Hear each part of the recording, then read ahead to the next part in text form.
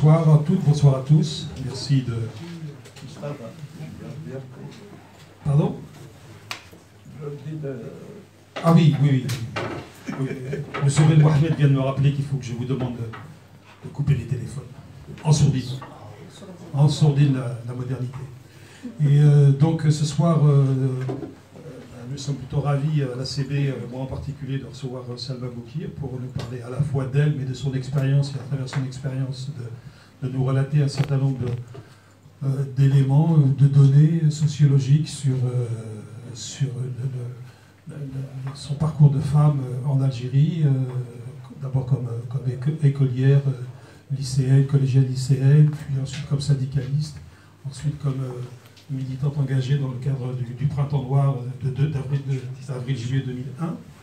Et puis si nous avons le temps, nous essaierons aussi de voir son expérience d'immigré, parce que c'est le terme qu'il faut utiliser, surtout dans ces périodes où tout le monde veut refaire les lois sur l'immigration.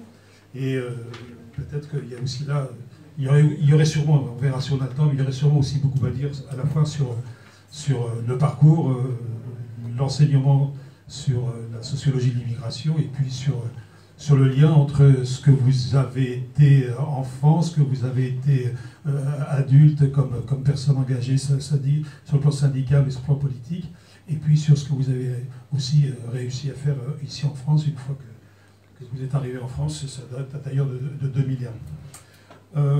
Peut-être que la première chose à dire, c'est que vous étiez attendu, puisqu'il y a même parmi de certaines de nos personnalités, parmi les plus évidentes, qui sont venues la semaine dernière, donc comme pour un concert de rockstar.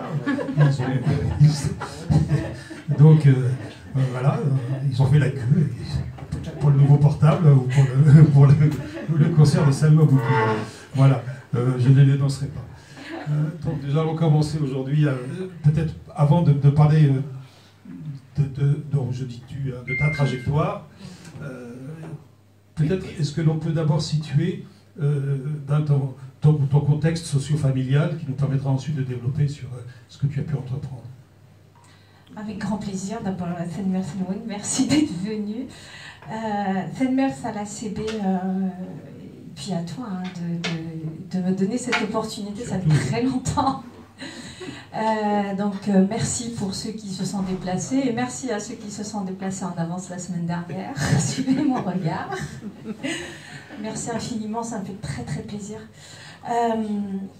Alors je voudrais, avant de commencer par raconter entre guillemets l'histoire de ma vie, hein, elle n'est intéressante que dans le sens où c'est la petite histoire qui va raconter la grande histoire voilà, de la région kabyle, notamment dans les années 70, 80, 90 jusqu'à 2001. Je ne vous donnerai pas mon âge. Mais je voudrais quand même vraiment poser un cadre important, vous verrez pour la suite de la discussion. Ce que je vais vous dire, c'est un point de vue d'une femme, c'est ma vie, sans aucune objectivité, mais vraiment aucune. C'est-à-dire, je me suis efforcée de la regarder. Je vais vous livrer une histoire personnelle avec un regard personnel, donc, et puis c'est circonscrit. C'est-à-dire géographiquement, je ne vais pas vous raconter l'histoire des femmes algériennes, je ne vais pas vous raconter l'histoire du syndicalisme algérien de manière générale, mais je vais vous raconter l'histoire d'une femme militante, kabyle, syndicaliste, dans l'Algérie de 3 décennies, à savoir donc 70, 80, 90 jusqu'à 2001. Donc, je m'appelle Salma Boukir, hein, comme beaucoup le savent. Et je suis née dans les années 70, vraiment, du coup vous aurez l'âge. Je suis née en juillet 70, dans un petit village dont je porte le nom. Je le dis comme ça pour la suite des événements. Je suis née dans un village qui s'appelle Boukir, en tout cas voilà, dans un autre grand village qui fait partie d'un autre grand village assez connu aussi dans la vallée de la Soumam, dans Kiril Nassar. Sur les hauteurs d'Arkevou, je suis à peu près à 5 km d'Arkevou, dans une famille qui est quand même très connue dans la région, une famille, je vais pas hésiter à le dire, assez conservatrice hein, au départ. Donc je suis née dans ce petit village, je suis née à la maison, de parents qui sont des cousins, j'ai envie de dire, c'est presque l'histoire de tout le monde, des cousins germains. Cette histoire est importante dans la mesure où ce village a été fondé par mon arrière-arrière-grand-père, suite à une scission avec le grand village, donc c'est pas anodin dans l'histoire familiale. Et donc de parents qui sont cousins germains, dans une famille plutôt militante, engagée, des patriotes, hein, le grand-parent maternel notamment, puisque mes grands-parents paternels, enfin même mon père les a perdus très tôt, donc je les ai pas connus, je n'ai que des histoires, des contes dira-t-on, donc l'épopée familiale on va dire, donc on m'en a parlé et je redis ce qu'on m'a dit. Mes grands-parents du coup maternels, eux, étaient très engagés notamment dans la guerre de libération. Ils ont eu 10 enfants, dont ma mère, qui est la plus jeune d'entre eux. Et ma mère a eu la chance que n'ont pas eu beaucoup de femmes à cette époque-là dans les années... elle est née en 48, donc dans les années 50, elle était à l'école. Donc dans la famille, c'est la seule qui a été à l'école. Je suis née dans ce petit village, à la maison, hein, accouchée par une sage-femme du village. Et j'ai fait mes premiers pas quand j'étais toute petite, ma première année de scolarité dans ce petit village d'Eril-Nassar, hein, qui est aujourd'hui quand même un des plus grands villages de la commune d'Erawan, hein, qui compte à peu près 12 000 âmes, quand même, c'était pas rien. Donc j'ai fait ma première année là. Je suis donc née dans un petit village sur les hauteurs d'Arvou, et puis à la séparation de mes parents, je suis descendue à Arvou. Donc j'ai commencé à découvrir les joies de la ville, hein, et donc j'ai fait toute ma scolarité entre 78 et 84 à Arvou, dans une petite école qui était en plus dirigée par un de mes tontons. Plutôt très bon élève d'ailleurs. Tellement très bon élève que j'avais tout le temps des prix, et mes prix c'était des livres, donc des livres à l'école et des livres à la maison, ce qui a fait que la lecture était une très très bonne amie, et je lisais dans les deux langues. Donc on est quand même fin des années 70, l'arabisation n'a pas fait tellement de ravages. J'ai eu la chance de faire une école algérienne de très grande qualité, mais en tout cas les professeurs que j'ai eus étaient de très très grande qualité. Et donc j'ai fait mon petit bonhomme de chemin. Étant l'aînée de ma maman, hein, je me définis comme une enfant de l'amour, puisque mes parents se sont quand même aimés, mais aussi une enfant de la colère, puisque je suis née, ma maman était toute seule, donc mon papa, comme beaucoup d'émigrés, était venu chercher fortune en France. Hein. De ce qu'il me racontait, c'était pour s'acheter un tracteur et repartir en Algérie, en Kabylie, il n'est jamais reparti. Donc je suis née et j'ai grandi dans une famille, ce qu'on appelle ici aujourd'hui monoparentale, et surtout chez mes grands-parents, donc au divorce à la séparation de... Quand ma maman a entendu dire que mon père s'est remarié ici, elle n'est pas restée dans la maison familiale, donc elle a préféré descendre dans la famille chez son papa. L'avantage, c'est que quand on est dans une famille entre guillemets aisée, une femme de cette époque-là pouvait divorcer et en plus être entre guillemets entretenue. Donc ma maman, avec ses 2 filles, est partie en ville. Donc j'ai fait mon école à Arvou, et je suis une première fois revenue ici en France, venue ici en France avec mon papa quand le divorce a été prononcé. Et donc j'ai connu cette date, Arvou, et puis à 12 ans, Paris. Et je suis arrivée en 80, tu m'arrêtes si c'est nécessaire. Je suis arrivée en région parisienne à Vanves, dans le 92, en 83. Et ma maman s'est mariée en 84, et je repars en Algérie en 85. Puisque j'arrive en France dans une famille que je ne connaissais pas, avec un papa que j'ai découvert à cette occasion-là, avec une fratrie ici, donc des enfants nés ici, qui ont grandi ici. J'ai fait mon collège au collège Saint-Exupéry, et des histoires familiales ont fait que j'ai préféré repartir en Algérie. Et là, quand je repars, je choisis de repartir au village. Donc, quelque part, le choix plutôt de la partie familiale de mon père, plutôt que la partie maternelle. C'est un choix qui a été coûteux aussi, hein, que ce soit pour moi ou pour ma petite sœur par la suite. Donc je repars en 85, janvier 85. J'étais à l'école, au collège, jusqu'à vendredi soir. Le dimanche, j'étais en Kabylie. Et la Kabylie des années 85, au village, on est éloigné d'Arvou, il n'y a pas de transport en commun, il n'y a pas de transport tout court. Et moi, j'avais envie de continuer mes études. Et j'ai eu une chance inouïe.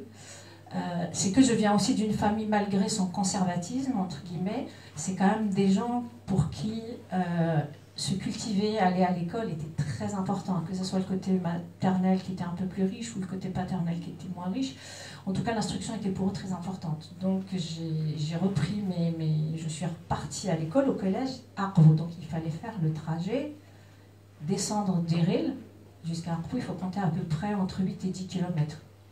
Et je faisais ça tous les jours, à pied, qu'il neige, qu'il vente, qu'il fasse très très chaud.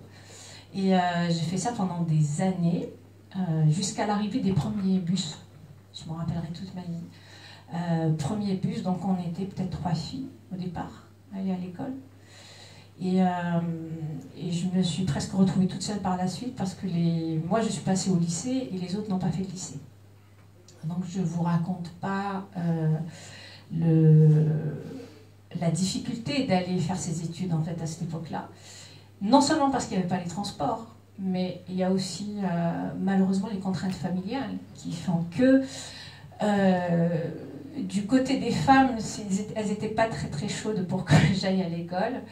Donc on disait que j'étais, en plus avec mes formes, on voyait bien que je commençais à devenir une jeune femme, donc c'était pas très très bien vu. Donc on a commencé à dire qu'il fallait que je reste à la maison parce que c'est fini, je sais écrire une lettre, c'est véridique, je sais écrire une lettre. Et j'ai eu la chance d'avoir un tonton, d'ailleurs c'est le premier homme de ma vie, finalement c'est l'homme sur lequel j'avais ouvert les yeux puisque mon papa n'était pas là, donc que j'appelle d'ailleurs Veva qui est décédé, Veva Lota, qui a été le premier homme qui m'a soutenu finalement dans cette bataille entre guillemets, de l'instruction pour le moment. Et du coup, je me rappelle que parfois, il se levait très tôt le matin pour nous accompagner, à l'époque où on était sa fille et moi, donc pour nous accompagner, pour passer, ceux qui connaissent une crête, pour nous faire passer en fait, parce que parfois il faisait sombre, et partir en hiver comme ça, où il fallait être à Arvou à 8h du matin, quoi. Donc ça veut dire que à 6h à peu près, on est parti de la maison, quoi, 6h, 6h30. Et donc, il faisait le trajet avec nous pour nous faire passer. Ensuite est arrivé quand même le bus, hein, le premier bus, et toujours pareil, il y avait un monsieur dont je garderai aussi un très très bon souvenir, d'Ahmano. Il y aura un autre d'Ahmano après, mais celui-là, en tout cas, d'Ahmano Thouali, qui était le conducteur du bus, qui faisait en sorte qu'on soit toujours assise derrière lui. Il était un peu le protecteur quelque part, parce que dans le bus qui prenait, les grands bus là je ne sais plus quand c'était, qui étaient fabriqués en Algérie, tout, il y avait des mecs, et on était 3 filles devant, donc on était systématiquement, il nous réservait la place juste derrière lui pour avoir un œil, et puis surtout, je pense vraiment pour nous protéger, c'était un monsieur très très très gentil. Et donc j'ai commencé, j'ai fait comme ça, bon an, mal an, mes allers-retours au collège et puis au lycée. Et donc là, on est dans les années, dans les années 80. Donc je continue mon lycée jusqu'en 90. Je sors du lycée en 91, je crois. Et dans tout ça, l'Algérie est en plein bouillonnement, hein, c'est-à-dire on passe par les années 80, on commence à voir à la télé, alors la télévision elle était unique, hein, donc je ne vais pas dire que je me formais à cette époque-là, hein, je me formais dans mes livres, je me formais en regardant un peu la télé, en regardant des films, bref. Donc lycée, j'étais plutôt bonne élève, donc je passe au lycée et malheureusement j'ai pas eu mon bac. Et étant dans une famille quand même assez pauvre, on va dire le terme, hein, mon père était là avec ses enfants, donc c'était un peu compliqué pour lui peut-être de subvenir aux besoins de 2 familles. En plus, ma soeur était chez mes oncles maternels, bref. Et donc, j'ai décidé de pas aller plus loin que ça, et finalement, j'ai décidé de travailler. Et Juste avant le travail, les conditions de cette scolarité, les difficultés que tu as rencontrées justement pour pouvoir aller jusqu'au lycée, les soutiens donc apparemment l'oncle, etc. Mais il y a eu des batailles à l'intérieur de la famille et puis même une petite pression sociale aussi pour pouvoir suivre ses études. Ah oui, mais complètement. Je veux dire, quand je le raconte comme ça a l'air d'être tout cool et tout ça, mais non, bien sûr, c'est ce que je disais tout à l'heure, c'est-à-dire que les batailles, elles commencent dans l'intérieur même de la famille, c'est-à-dire les gardiens du temple, moi je les appelle, notamment je pense à une tante, qu'elle repose en paix aujourd'hui, mais qui a été pour moi mon bourreau, quoi. Ça a été très très compliqué, en effet, parce qu'on a peur du qu'on dira tant. À l'époque, une femme qui... Enfin, c'est... Ouais, c'est ça le terme, tamantaref, pour ne pas dire un autre terme. Tamantaref, t'as pas des chassines de pourquoi tu vas, t'es à l'âge de te marier, donc de toute façon t'es une fille, et qu'est-ce qui t'attend à part un mariage et des enfants? Alors je ne voyais pas de cet œil-là du tout. J'ai été demandée en mariage à 15 ans, j'ai dit hors de question. Et j'avais vraiment envie d'aller à l'école, parce que j'étais bonne élève, parce que je pensais inconsciemment, enfin c'est même pas inconsciemment, c'est que j'avais envie d'aller à l'école, tout simplement, pour 36 000 raisons. Et les pressions sociales, c'est qu'en effet, quand on est très peu comme ça dans l'espace public, je me rappelle je les avais racontées, mais quand arrive l'heure d'arriver au village, donc déjà on se tapait tout le trajet, et puis quand j'arrive au village, pour rentrer dans mon village, donc je vous disais tout à l'heure, c'est un lieu-dit, donc pour rentrer, je passe par un café du village. Et c'est systématique. Une haie d'honneur, chaque après-midi. Des hommes par-ci, des hommes par-là. Et je n'ai jamais baissé les yeux. Ça, c'est comme ça. Je n'ai jamais baissé les yeux. Donc, pour ne pas les baisser quand j'arrive là, alors que j'avais la boule au ventre, et que je me dis, mais si je trébuche, il m'arrive quoi que ce soit. Donc, je me fixais un point, au loin, et je trace. Voilà, à chaque fois, je me dis, voilà, c'est passé. Donc, en fait, je ne sais même pas si ces hommes-là, en fait, ils étaient là pour m'intimider. Je ne l'ai jamais pensé comme ça, mais c'est l'heure du café. Les gens, ils n'ont pas d'autre endroit. Les hommes du village, ils n'ont pas d'autre lieu qu'un café pour passer du temps. Donc, c'est vrai que chaque jour, déjà, faire tout ce passage-là, partir à pied, revenir, la peur de passer par des endroits sombres. Parfois, j'arrivais à l'école, j'étais trempée de la tête aux pieds parce qu'il n'y avait pas non plus les moyens. Oui, il y avait une volonté farouche d'y aller. Mais en même temps, quand on entend des conversations de femmes, parce que j'ai fait... il faut savoir que quand je vais à l'école, dans la semaine, je suis la fille qui va à l'école, mais pendant le week-end, je deviens une fille du village, c'est-à-dire je vais aller chercher l'eau sur mon dos à 2-3 km, je vais aller laver mon linge... Guessif je ne sais même plus, à 10-15 km de là, je vais ramasser des olives. Je veux dire, je n'étais pas l'étudiante du 7 jours sur 7, quoi. Donc c'est vrai que faire tout ce que fait une fille à la maison, je me rappelle quand j'arrivais, on ne me demandait pas si j'avais des devoirs ou pas. C'est-à-dire, écoute, nous va, tu vas aller faire à manger, donc on t'attend que tu rentres de l'école pour faire le job. Donc j'étais après je ne vivais pas forcément à ce moment-là, en tout cas je n'avais pas conscience comme une contrainte, mais c'est quelque chose qui va de soi, c'est comme ça. Donc je le faisais. Et c'est vrai que dans les fêtes ou même parfois des conversations que j'entends, il y a de ces trucs-là qu'on entend, j'encaissais, je serrais les dents, et parce que je voulais aller à l'école. Ce qui dénote déjà, toute petite, une forte personnalité. C'est peut-être pas à toi de le dire, mais bon, semble-t-il effectivement. Mais il y a aussi un héritage en préparant cette rencontre. Tu m'as parlé de tes grands-mères. Tout à fait. Alors, ce que je disais tout à l'heure, les épopées familiales, c'est-à-dire que, bien évidemment, j'avais cette chance-là d'aller à l'école, donc de lire, et je me rappelle de tous les livres que m'achetait ma mère, notamment ma mère. avec qui je lisais. Parfois, j'allais chercher des livres à la bibliothèque pour moi, mais je lui ramenais toujours un livre aussi, elle, parce qu'elle lisait beaucoup. Mais d'abord, j'ai lu des livres d'épopées de femmes, hein, que ce soit ce qui me revient, La Reine de Saba, Shajara Dol, et puis d'autres.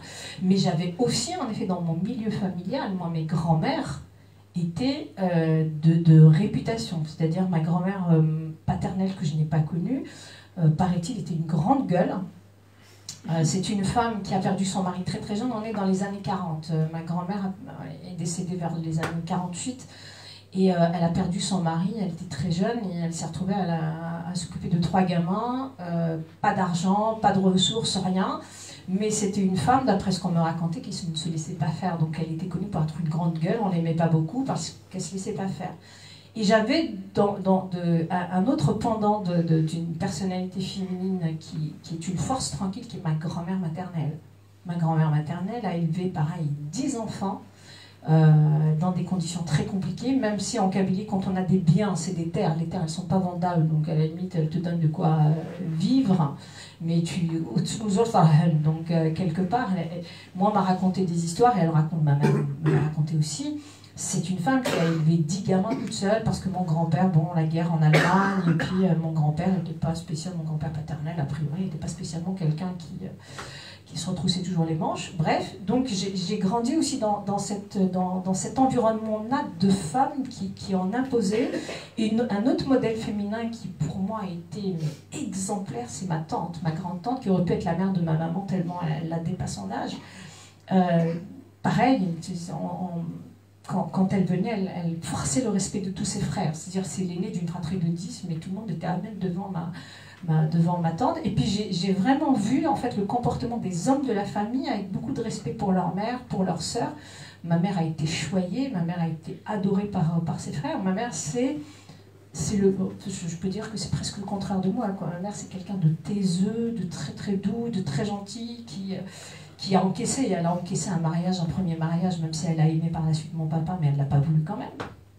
Ensuite, un divorce qui presque lui a été imposé aussi, un remariage qui lui a été imposé, elle a toujours dit oui. Donc j'ai appris aussi ma maman, je pense que c'est l'exemple de la résilience, ma mère. Mes 2 grands-mères, c'est l'exemple du courage. Donc je pense que j'ai dû prendre un peu des 3, mais j'ai aussi vu des hommes de ma famille, comme mes oncles maternels, parce que j'ai eu quand même des figures paternelles très très fortes. Mes oncles, il y en a qui ont fait la guerre, ils sont montés au maquis, qui étaient des responsables politiques du FLN, jusque quasiment à la fin de leur vie. Et puis j'ai eu des oncles qui ont fait la Fédération de France. Donc cette épopée familiale, elle est racontée tous les jours. Donc j'ai été nourrie de ça, en plus de la télévision, en plus de mes lectures. Mais il doit y avoir aussi quand même une part de naturel qui est en moi. Oui, j'ai jamais été une gamine qui s'est laissée faire. Et puis surtout, je pense aussi d'avoir été l'aînée. On m'a demandé de jouer le rôle d'un garçon. C'est-à-dire, ma mère n'avait pas d'homme, même si elle vivait chez mes oncles maternels. Elle vivait, entre guillemets, toute seule. Donc, elle avait souffrance tsachamt, on dit comme ça en kabyle.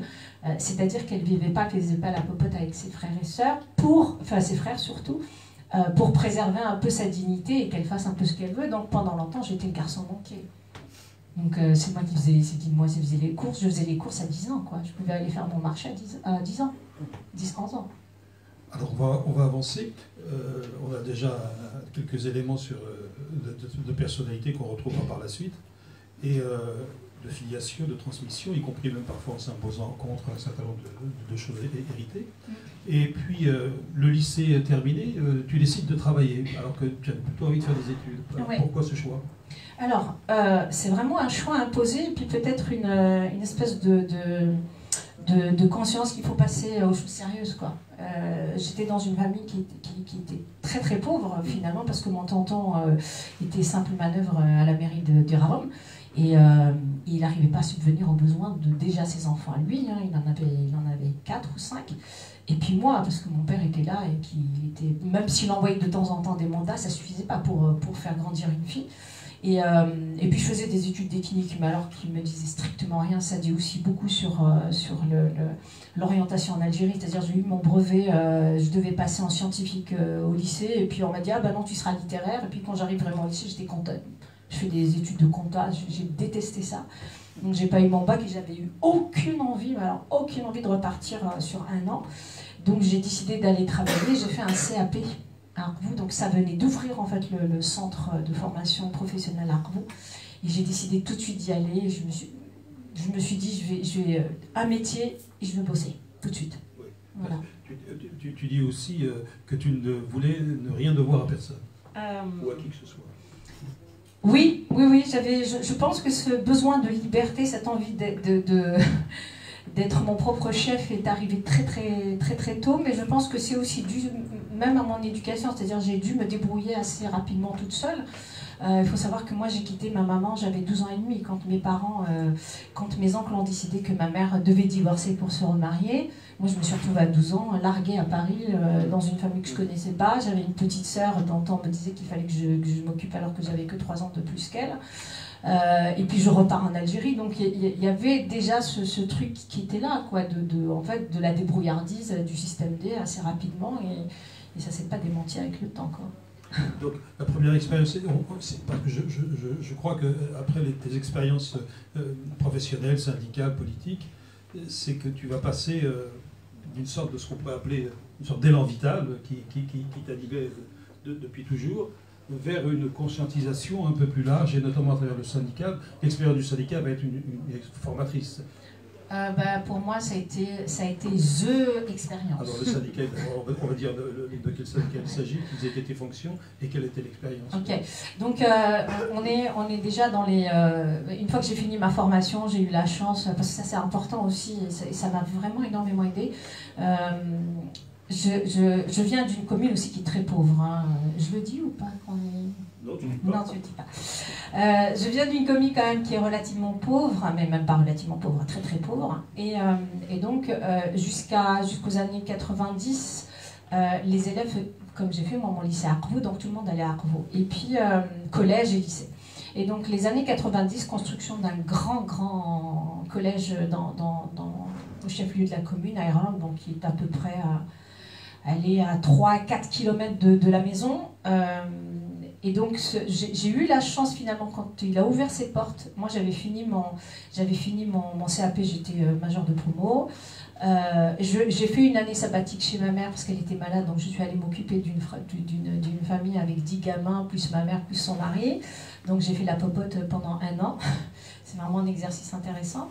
Et puis je reviens, donc j'ai ce lycée qui ouvre, ce collège qui ouvre les portes. Donc je postule et je suis prise. Et donc commence l'aventure. Et c'était les années 92. Je ne vous dis pas dans quel état, hein, l'Algérie dans les années 92, l'arrêt du processus électoral et tout ça, le multipartisme, donc les journaux et tout. Donc moi j'arrive dans cette ébullition-là au collège comme secrétaire. Et en fait assez rapidement, assez rapidement arrive le boycott scolaire. Et je pense que le boycott scolaire a été pour moi une opportunité incroyable où il y a eu tellement de débats, tellement de choses auxquelles j'avais pas spécialement accès, hein. La télé parlait de l'avènement du multipartisme et tout ça, mais dans un village tu le vois pas trop, quoi. On est quand même pas au centre des décisions, on est un peu loin et près en même temps. Donc le boycott scolaire a fait que, comme nous on était des administratifs, on était obligés de signer, de rester sur place. Donc ça a été l'occasion en fait de beaucoup de débats politiques. Donc j'ai pu accéder en fait à des discussions auxquelles j'avais pas spécialement accès. Et surtout le fait de travailler aussi dans cet établissement m'a ouvert la porte de beaucoup d'amitiés que je garde encore aujourd'hui. Je pense par exemple à un voisin, un étoilé qui m'a permis d'avoir accès à des bouquins que j'aurais jamais eu si je ne travaillais pas. Et j'ai pu aussi avoir accès à la lecture des journaux auxquels j'aurais jamais eu accès. Donc 94, c'était en pleine ébullition. J'apprenais vraiment sur le tas. J'avais une soif. Je pense que la politique m'a beaucoup intéressée. Et donc j'étais de toutes les conversations, j'étais de tous les groupes où on pouvait papoter. Et puis moi j'étais plutôt quelqu'un de spontané, donc je pouvais jouer au volley avec mes collègues et tout ça, donc les discussions politiques j'y étais. Et arrive donc l'ouverture du multipartisme, du multisyndicalisme a amené dans le collège des gens de Tizi Ouzou qui avaient créé le SATEF, donc Syndicat autonome des travailleurs de l'éducation et de la formation. Et je vais être très honnête, hein, quand je suis rentrée dans le syndicat au départ, c'était plus pour rendre un peu chèvre quelqu'un, suite à une rupture amoureuse tout simplement, hein, c'est aussi bête que ça parfois, où on découvre des passions suite à des ruptures. Donc je me suis mise dans le syndicat et ça a été comme une fulgurance. Je suis arrivée à un moment où il n'y avait pas beaucoup de femmes, vraiment pas beaucoup de femmes. Donc en fait les places, on venait de chercher quoi. Est-ce que tu veux, s'il te plaît, tu veux venir donc c'était vraiment quand il y avait un chouïa de conscience politique, moi j'ai été prise en charge assez rapidement. Donc j'ai participé en 95 ou 96 au premier séminaire du SATEF qui s'est déroulé à Ehdeden à Bougie. Et donc là c'était extraordinaire pour la jeune fille, la jeune femme que j'étais, parce que là on a rencontré les plus grands et j'ai rencontré pour la première fois Khalid Msaoudi. Qui était à l'époque, de toute façon, en tout cas pour moi, pour la jeune fille que j'étais, qui était un exemple de ce que peut être une femme libre. Et je me rappelle que je la regardais avec des gros yeux parce qu'on était dans la même salle et qu'elle venait faire une conférence. Et donc j'ai grandi très très vite dans le syndicat. Parce que d'abord j'étais très curieuse, d'abord j'avais envie de m'impliquer, d'abord ça m'intéressait. Et donc dès le premier congrès du SATEF en 97, j'ai été élue à l'instance la plus haute du SATEF, à savoir le Conseil national. Et donc j'étais membre du Conseil national de 97, ça s'est passé en 97. Je vous rappelle quand même le contexte politique en Algérie en 97. Et quand on a obtenu l'autorisation de tenir ce congrès, c'était Al-Qubba. Infesté, mais infesté d'islamistes et c'est un souvenir impérissable parce que tu vas là et puis tu dis je vais en sortir ou je vais pas en sortir, mais ça a été quelque chose de formidable parce que ça m'a vraiment permis en plus d'être de plus en plus consciente, de plus en plus militante syndicaliste. En plus j'étais dans un syndicat qui parlait de laïcité, alors que certains partis avaient abandonné ce terme-là. Et donc moi ça m'intéressait parce qu'en plus on se battait pour quelque chose de très très grand, c'est-à-dire l'école, on a compris que l'école était l'enjeu primordial en Algérie et donc c'était un syndicat qui se battait pour une école laïque ouverte sur l'universalité, ce qui était assez exceptionnel.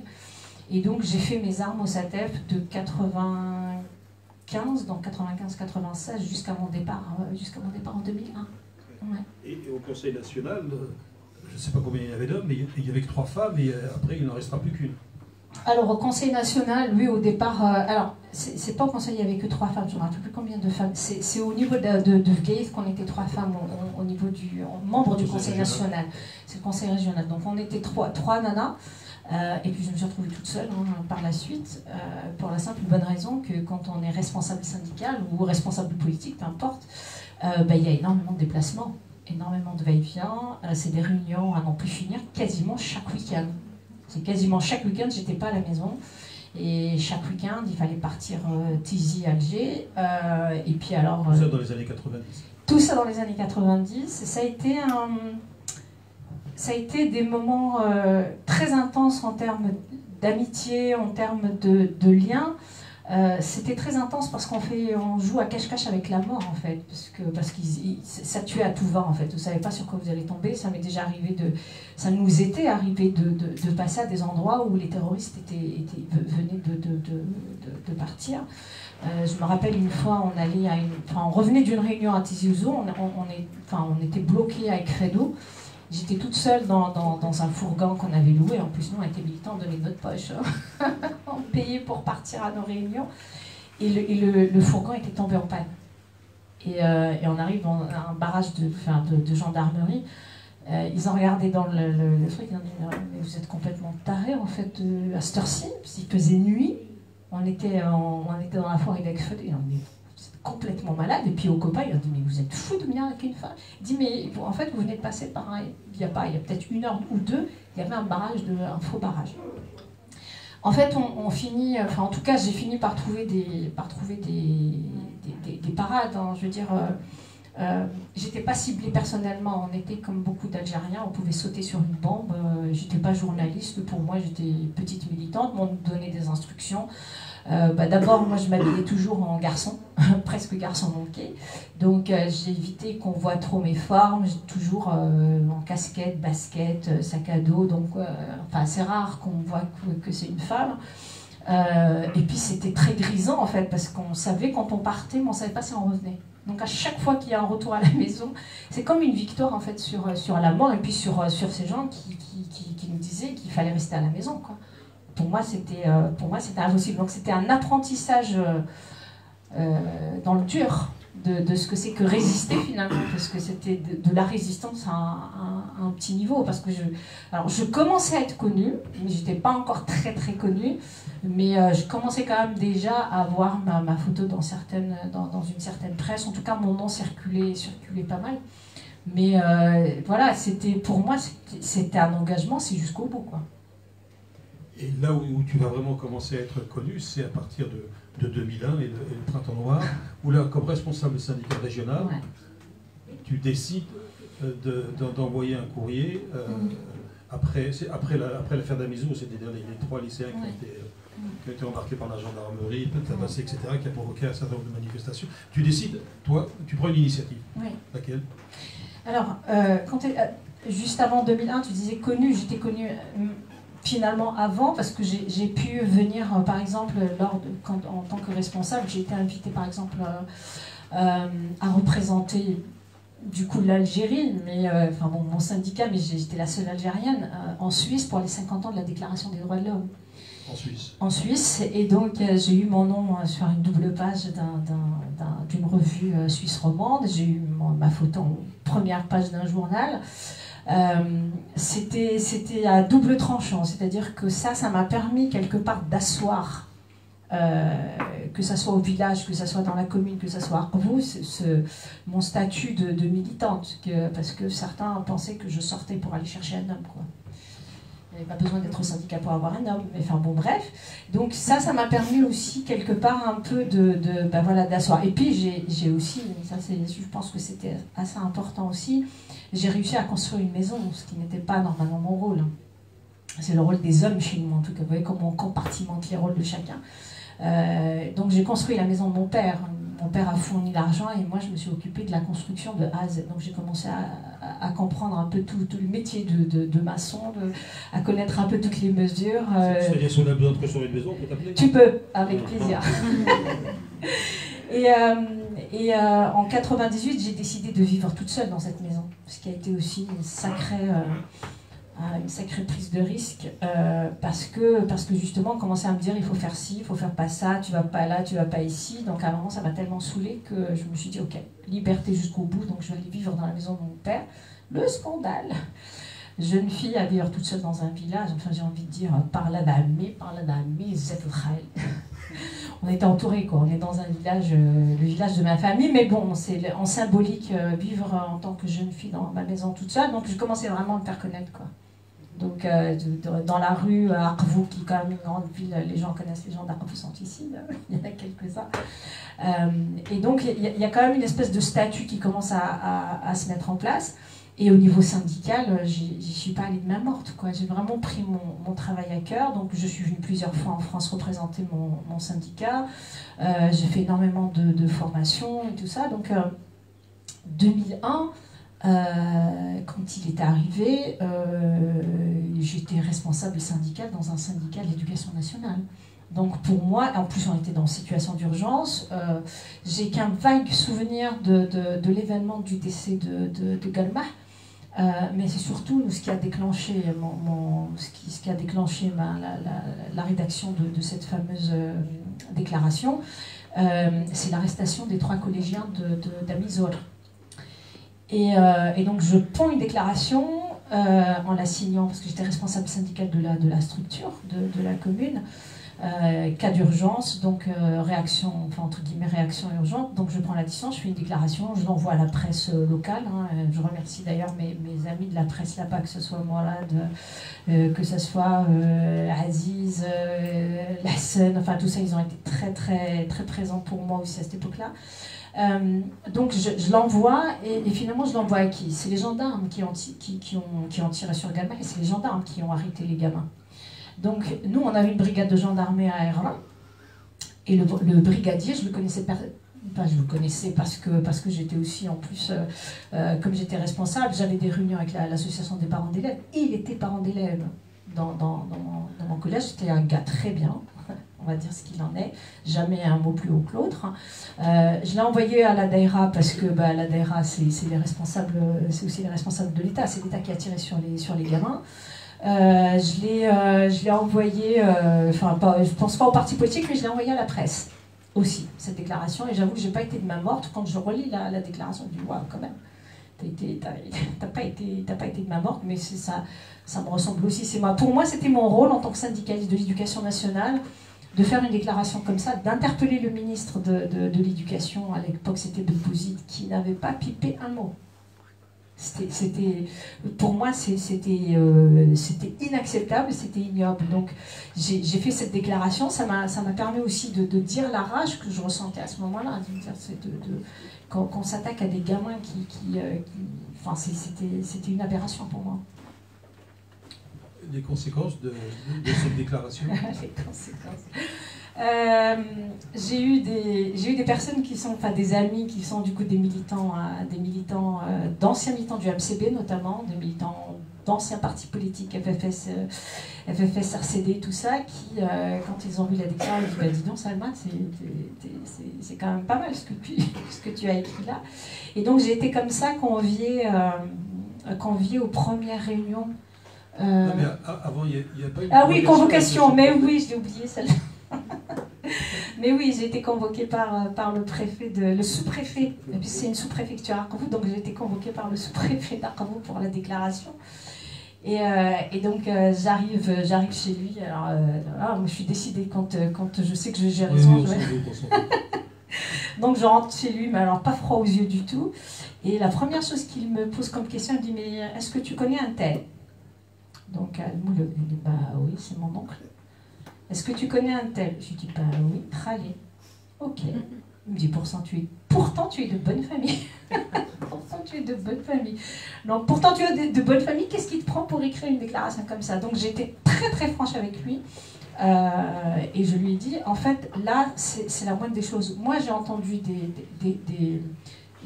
des mots en 2001 de la part de gendarmes. Je lui avais dit comme ça, je lui ai dit, si j'avais une arme entre les mains à ce moment-là, je crois que j'aurais tiré dans le tas. Je lui ai dit, la déclaration, c'est vraiment rien du tout. Mais c'était quelqu'un de très très très malin. Je crois que c'est une des rares sous-préfectures qui n'a pas été brûlée en 2001. Ce gars-là, il a marché avec nous, on a fait des marches, il a marché avec nous, le sous-préfet d'Arcavou. Et par la suite, ça m'a valu en effet de participer.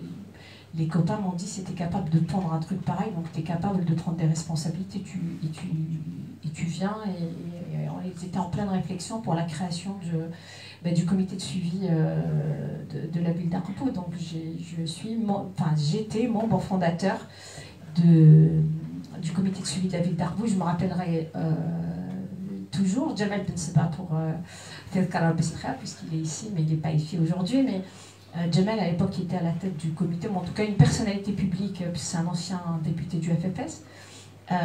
Il est venu j'avais participé donc aux réunions, et quand il a fallu donner naissance officiellement à ce comité, donc il est venu au collège, j'étais de permanence au collège, il est venu, il a ramené la déclaration, il me dit, Salma, tu es la seule femme, tu as été courageuse pour prendre une déclaration comme ça, donc tu seras la première à signer la naissance officielle du comité de suivi de la ville d'Arcavou.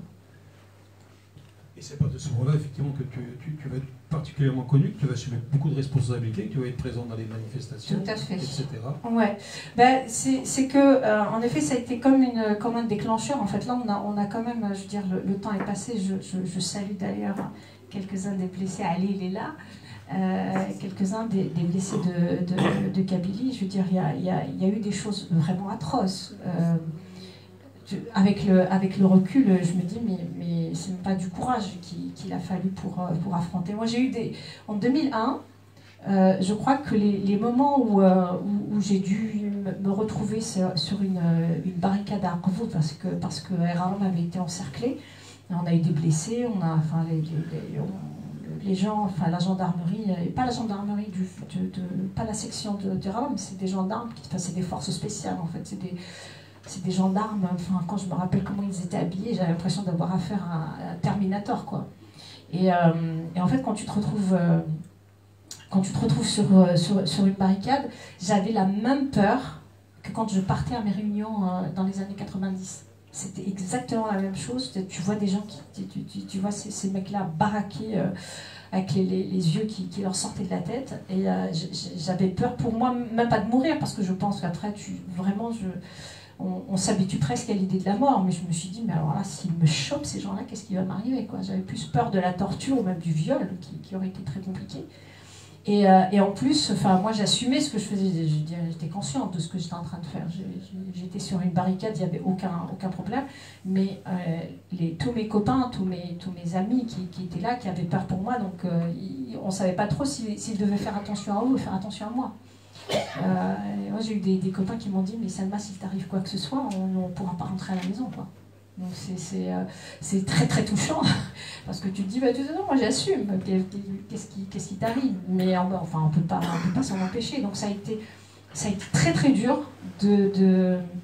d'enterrer tout le temps des gens, d'aller enterrer des gens, d'aller en voir quelques-uns à l'hôpital. En fait, mes journées pendant du mois d'avril jusqu'à mon départ, les journées étaient rythmées par des visites à l'hôpital, par des réunions, par rendre visite à des parents qui ont perdu leurs enfants un peu dans toute la région. Il y avait une espèce de communion. Je l'ai dit souvent, nous on se retrouve beaucoup dans le sang en fait. Donc, c'était à Erzalam Quran, on a perdu en même pas 2-3 jours, on a perdu 5 personnes, 5 jeunes à Qabo, entre Erzalam Quran, à Qabo et Rilali.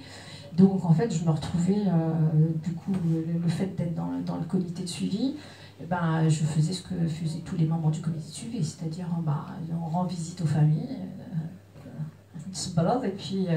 et puis ça je sais pas, mais ça maintenait en vie en fait, quelque part, je sais même pas ce que c'est comme instinct de survie, je ne sais pas ce que c'est, de trouver la force en fait d'aller présenter ses condoléances, être là pour les enterrements, être là pour soutenir le famille. Donc, en tant que femme, je ne me retrouvais pas dans des familles que je ne connaissais pas du tout. J'arrive pour présenter mes condoléances à Eril Ali, à Erzalam Quran, à Taqariyut, et je me retrouve avec les femmes, et je me retrouve aussi invitée parfois avec les hommes, et ça a été pour moi 2001, de toute façon c'est un traumatisme, mais je ne pleurais pas parce qu'on a dit qu'on ne pleura pas, voilà. C'est encore un traumatisme pour cette région. Je ne sais pas si j'en suis complètement guérie, parce que ça m'arrive en effet quand je regarde les photos que je prenais, quand je regarde, je revois les écrits, quand je revois des jeunes comme Ali, qui est là, qui a été blessé à 17 ans. À 17 ans, tu es encore très jeune pour prendre une balle dans le pied et qu'éventuellement vient te finir par la suite. Donc c'est très compliqué, mais ça vous forge un caractère, quoi.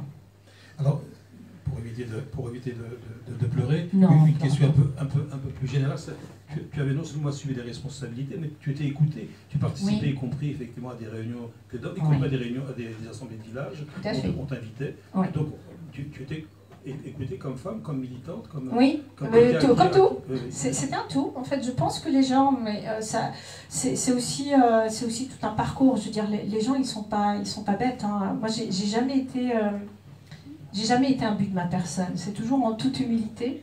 Et je pense que les gens comprennent quand on est réellement engagé. Je ne me suis pas engagée pour narguer, je me suis engagée parce que j'y croyais et je prenais ma place dans le...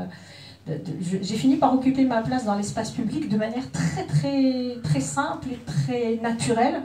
Et j'ai fait mes preuves sur le terrain. C'est-à-dire quand on s'est battu pour les droits de ces adhérents, quand j'ai réussi à obtenir l'extension de l'établissement où je travaillais et que j'ai eu le directeur de l'éducation nationale qui est venu lui-même, avec lequel j'avais de très bonnes relations, qui est venu lui-même nous apporter la bonne nouvelle et qui a dit à mon directeur, celle-là c'est une tigresse, elle lâche rien. Oui, parce que j'avais des surnoms pareils, on en a parlé. Alors entre Daosso, mes amis qui m'appellent Daosso, et puis mon oncle à la maison qui m'appelle l'avocat, et puis dans le milieu professionnel, on me dit que j'étais une tigresse. Les gens ont vu ça. Donc 2001 est arrivé, il y avait déjà un passif, il y avait un parcours. C'est 2001, moi j'ai commencé à militer en 94, sachant que j'ai milité par ailleurs dans des trucs étudiants. Donc c'est presque, enfin j'ai envie de dire, quand je me retrouvais dans une assemblée d'hommes, et je me rappelle les réunions à Arvou ou plus tard à Bougie, oui, ça m'arrivait d'interpeller, alors qu'on sait très bien qu'on n'interpelle pas les hommes kabyles sur leurs femmes, quand on leur dit pas, mais qu'est-ce qu'elles sont où vos femmes? Et ben moi je pouvais le faire et c'était entendu.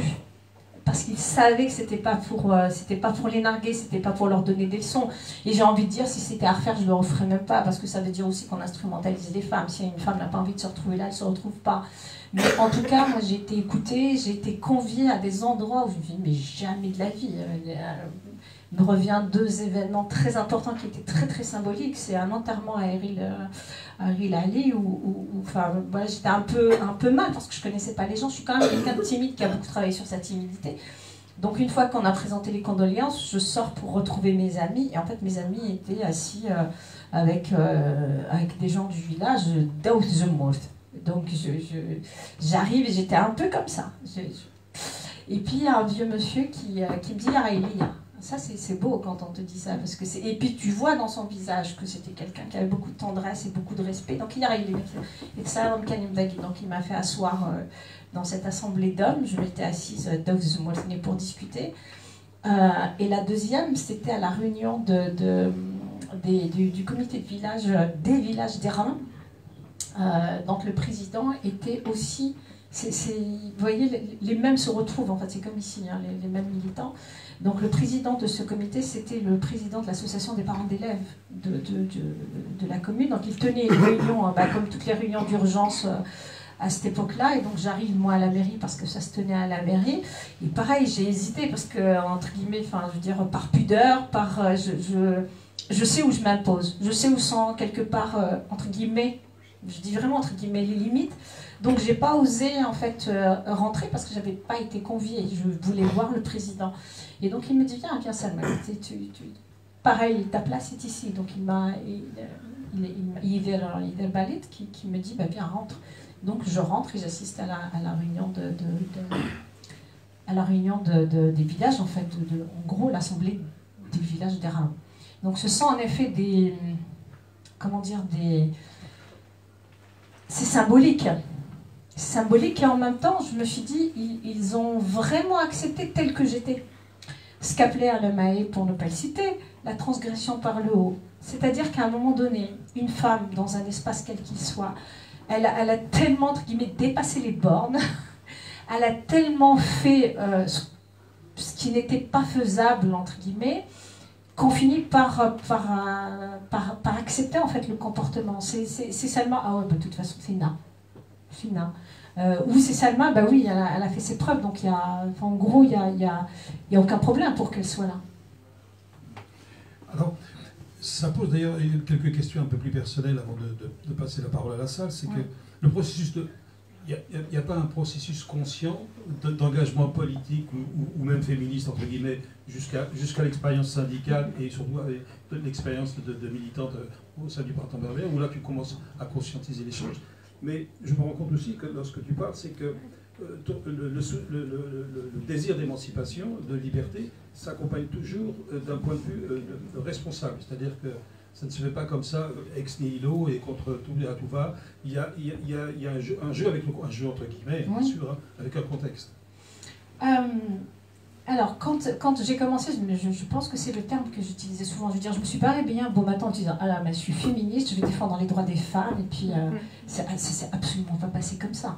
Je rappelle quand même, et je vous invite vraiment à lire le texte d'une thésarde qui s'appelle Margarita Rasulo, c'est ça, hein, Margarita Rasulo, qui a écrit enfin, je pense que c'est tiré de sa thèse, si ma mémoire est bonne. Elle a écrit un texte sur justement la présence des femmes dans, notamment les femmes kabyles, dans le mouvement associatif, dans les partis politiques, jusqu'à 2001. Elle a fait ça de 62 à 2001.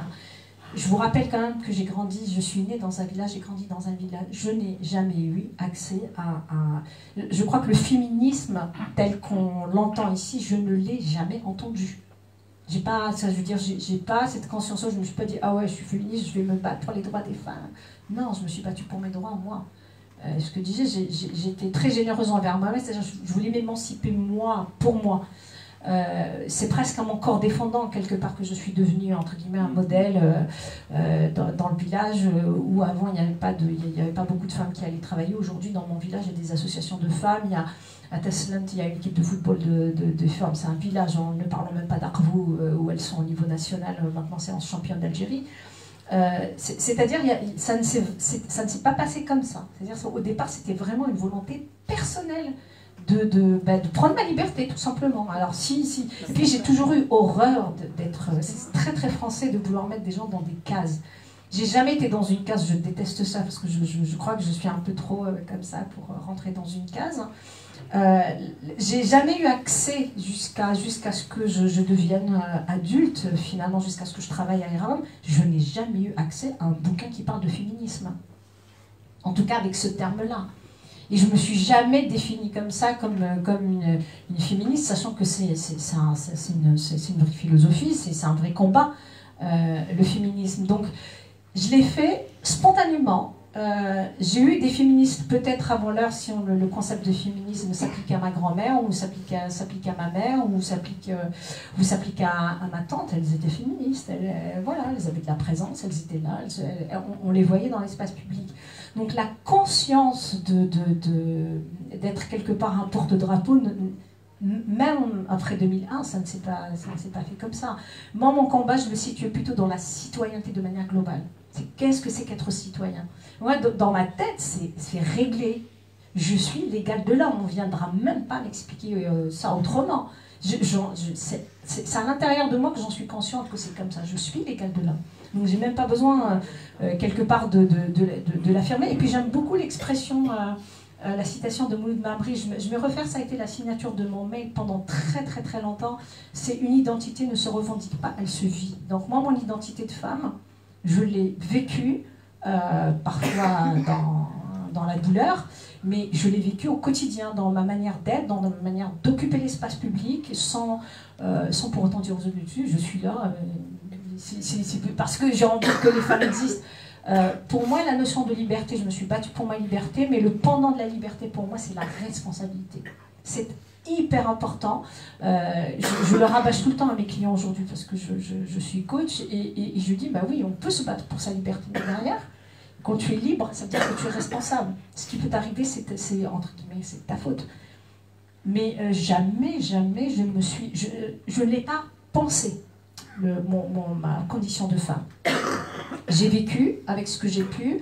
J'ai été, je pense, à des moments très stratèges où j'ai déjoué Vous essayez des stratégies de survie. Mais bien sûr, bah bien sûr. Par exemple, quand j'allais à mes réunions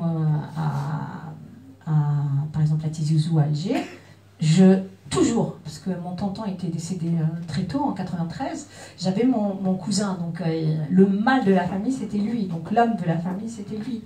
Donc ce que je faisais, c'est que systématiquement, quand j'allais à mes réunions, je le préviens, je dis « Hassan, je vais à tel endroit avec telle personne. » Mais pourquoi tu me le dis? En plus, c'était quelqu'un d'adorable, il est décédé il y a très longtemps maintenant. Je lui dis « Tu sais, toi, tu es ouvert. » Je lui dis « Mais il va y avoir des gens qui vont venir te voir pour te dire, on a vu ta cousine à tel endroit avec des hommes. » En plus, je traînais avec des mecs, dans des voitures de mecs, je rentrais parfois à 23h, voire je rentrais pas. Donc il fallait quelque part, j'avais envie de dire, le protéger. Du coup, c'est l'inverse qui se passe. C'est pas lui qui me protège, c'est moi qui le protège. Du qu'on dira-t-on, parce que c'est très dur. Moi, j'ai affûté mes armes pour me défendre là-dessus, mais lui, il l'était pas. Et donc, j'anticipais, comme tu disais si bien, avoir 2 coups d'avance sur... Oui, c'est ça, c'est pratiquement un jeu d'échecs. C'est un jeu d'échecs. Ah ben, mais complètement. Complètement. Et ça, par contre, j'en avais bien conscience. Mais parce que je suis aussi quelqu'un de pudique, je suis quelqu'un, comme disait Lounas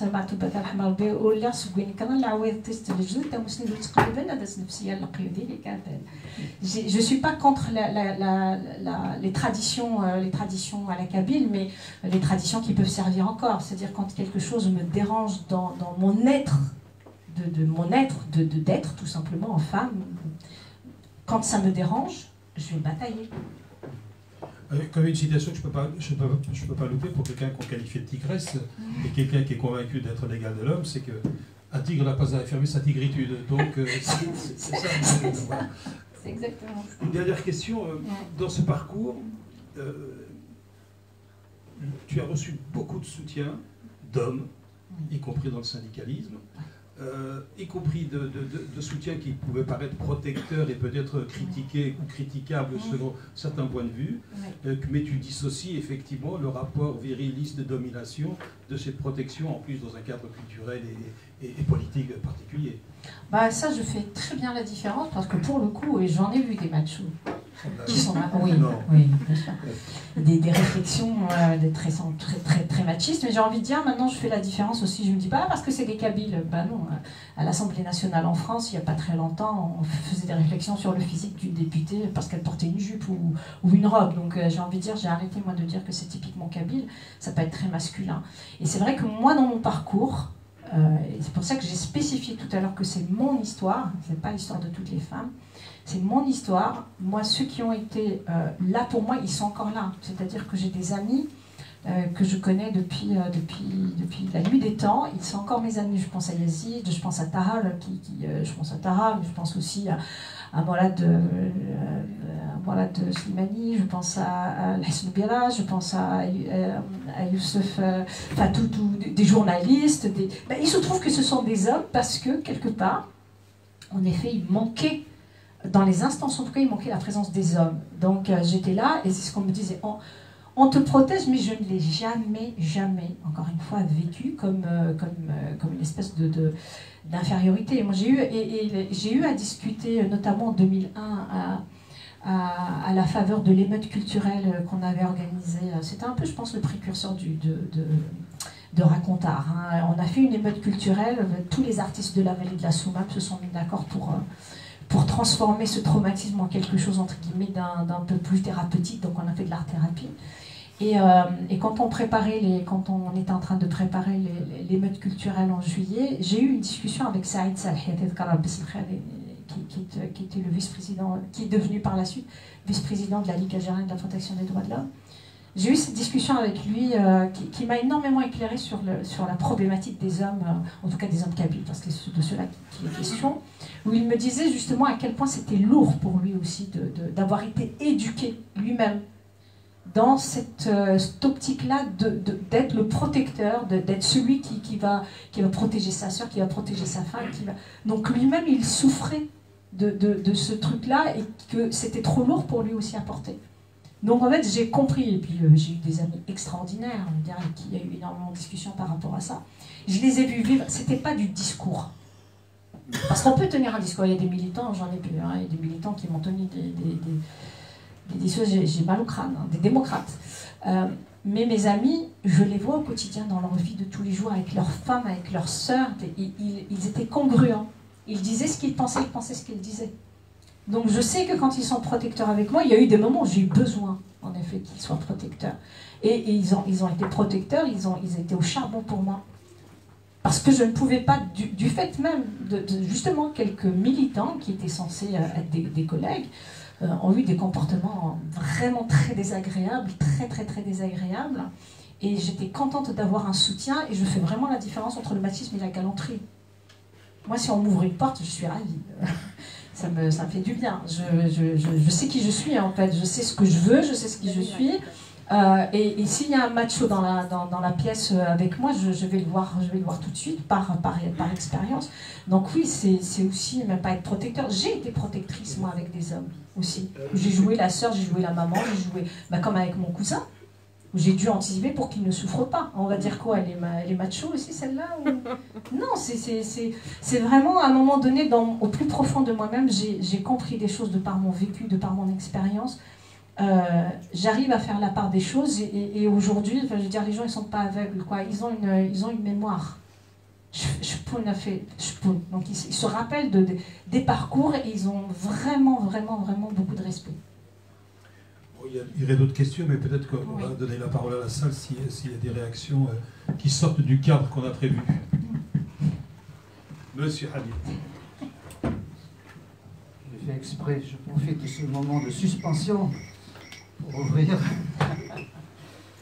Donc je voudrais dire un certain nombre de choses assez rapidement. Donc merci Selma de t'être exposée et avec enthousiasme et courage à ce public de l'association Culture Berbère avec Mustapha. Et je vois aussi Taous Amrouche qui n'est pas loin de toi, hein, avec Jacinthe Noire. Elle s'est exposée dans Jacinthe Noire. Et puis elle a transmis de manière culturelle les chants, les histoires. Alors je voudrais intervenir sur le contenu et le contenant. Donc le contenu, je le ferai sous forme de 3 tableaux pour le résumer, le contenu de ton récit. En fait, je te vois tout le temps en train de traverser de ce fameux café. C'est-à-dire, je me suis dit, Selma, c'est cette fille, puis cette femme qui continue de traverser ce café avec ces hommes qui la regardent, et à chaque fois, elle se repositionne avec courage, avec enthousiasme, avec joie, à chaque fois, elle corrige, alors que quand tu l'as traversée, c'était avec de la pudeur, tu regardais un point, et là, on dirait qu'à travers tous les récits, c'était retraverser ce public d'hommes et comment le traverser. La deuxième image, elle est transgénérationnelle. J'ai l'impression aussi que du point de vue, tu es un enfant ancêtre en quelque sorte, et c'est comme si c'était ce terrorisme et tout ce qui s'est passé par la suite, c'est une réplique de la guerre de libération, mais aussi une réplique de la Fédération de France. Donc on dirait que toi qui es né après l'indépendance, tu faisais des répliques. Je ne sais pas si tu sais tout ce qui s'est passé dans la Fédération de France parmi tes proches, mais on dirait bien qu'il y a quelque chose de l'ordre d'une répétition d'un de tes ancêtres, la Fédération de France, et puis de ce qui s'est passé dans le village pendant la guerre de libération.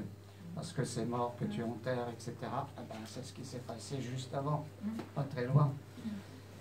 La troisième image, c'est la maison que tu as construite, presque de tes propres mains, avec l'argent de ton père absent.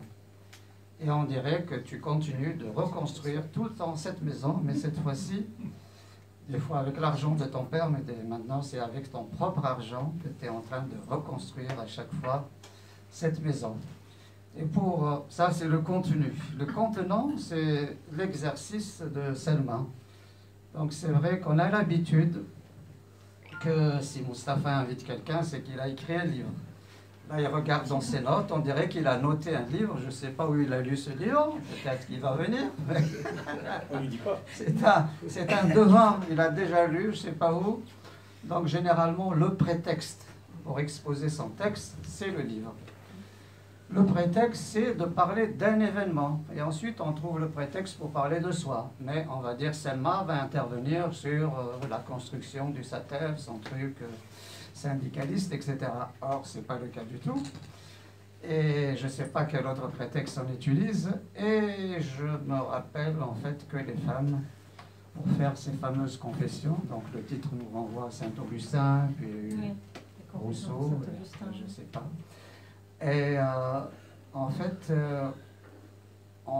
il paraît que les femmes se confiaient, peut-être Ben va nous éclaircir là-dessus, ou Nora qui est là, pareil sur les berceuses. Eh bien, elle se confiait à son doc. Alors il paraît aussi dans certaines histoires, elle se confiait aussi à une pierre. Raconter ça à une pierre. Et vous vous rappelez le fameux Idir là avec son d'eau.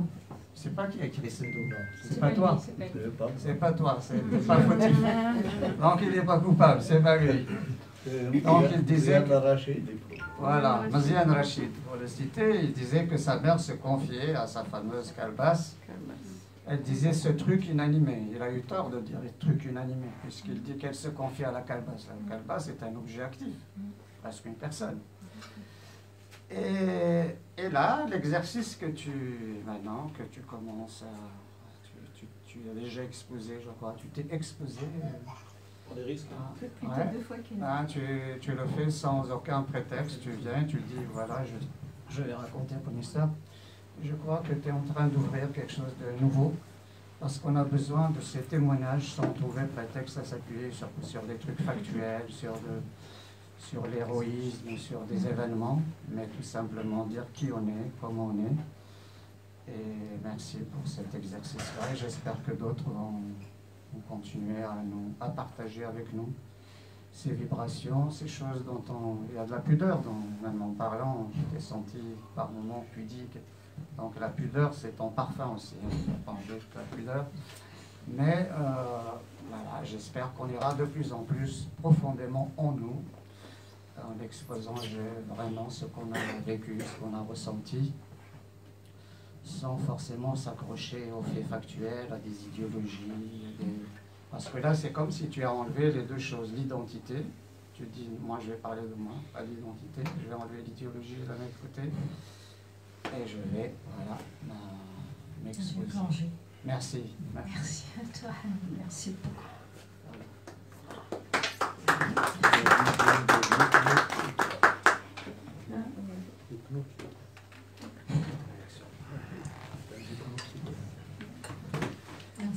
Merci beaucoup pour, je sais pas si on entend bien, pour cette présentation. J'ai été beaucoup touchée par votre histoire. J'avais pas forcément d'attente en venant ici. Je pensais avoir surtout cette histoire de la militante, de la syndicaliste.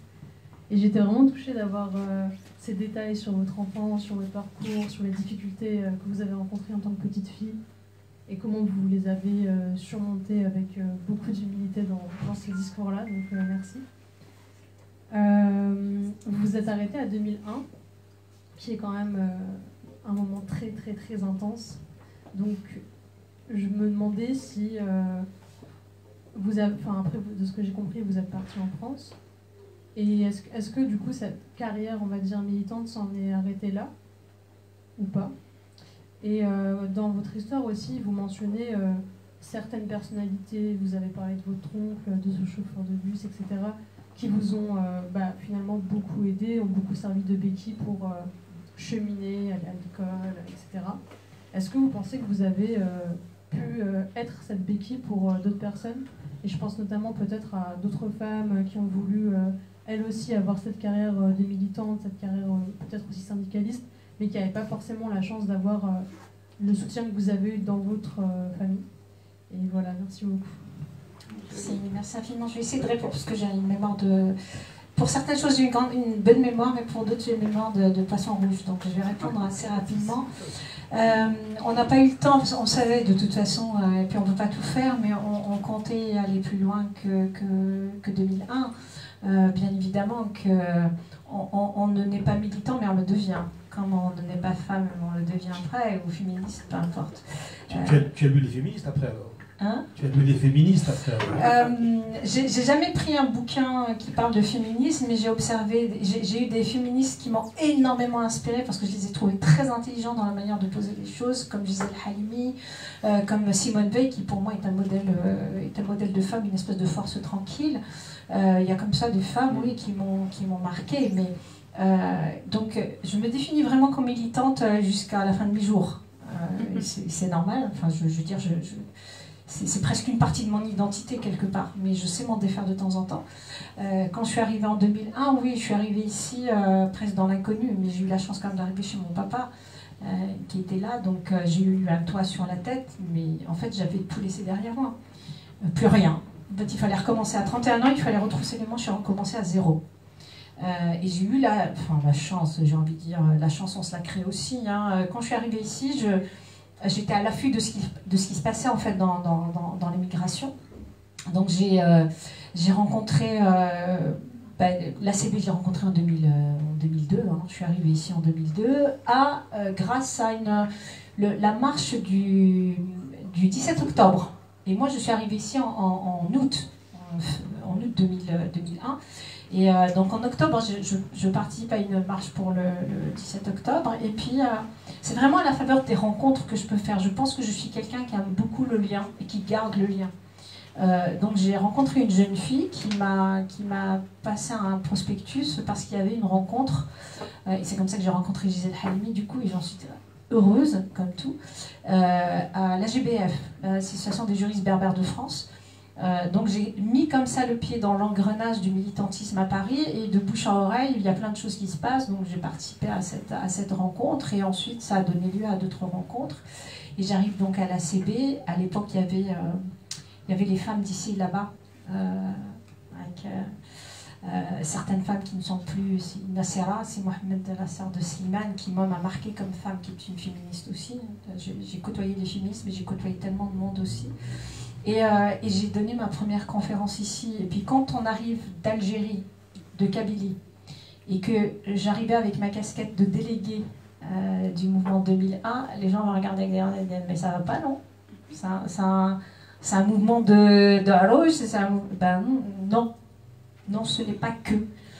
Et j'ai eu la chance d'être à Bougie, parce que nous, je ne vais pas rentrer beaucoup plus dans le détail que ça, mais enfin, la structuration à Bougie a fait que j'ai eu ma place en tant que déléguée. Parce que c'est l'université qui a organisé, c'est pas les villages. Donc c'est comme ça que je me suis retrouvée. Et de fil en aiguille, j'ai fait plein de choses ici à Paris, et notamment là pour le coup je pense que ça fait partie aussi un peu de quand même une bonne étoile. J'ai fait des expositions de photos, parce que j'ai pris pas mal de photos en 2001 aussi, et surtout j'ai donné des conférences, et j'ai été invitée une fois à la radio, à Beurre FM, par Hafid Asklaoui, et à ce moment-là il y a eu un monsieur qui a écouté elle a appelé un monsieur, en l'occurrence Alamaï, qui était à l'EHESS à l'époque. Et elle lui a dit, il faut impérativement que tu l'écoutes, parce qu'elle est un peu dans la même ligne que ce que tu penses toi, bref. Donc je commence comme ça mon parcours, et je suis arrivée à l'école des hautes études alors que je n'ai pas de bac. Mais l'école des hautes études, ce que ne savent pas beaucoup de gens, c'est qu'il y a le diplôme de l'école des hautes études, qui est un diplôme spécifique pour des gens, entre guillemets, qui ont la capacité intellectuelle de suivre les cours de l'EHESS, et c'est un bac plus 4. Donc j'ai fait de la sociologie avec Alamae, et de fil en aiguille, bah voilà, j'ai été connue comme la femme dans les Harouch, quoi.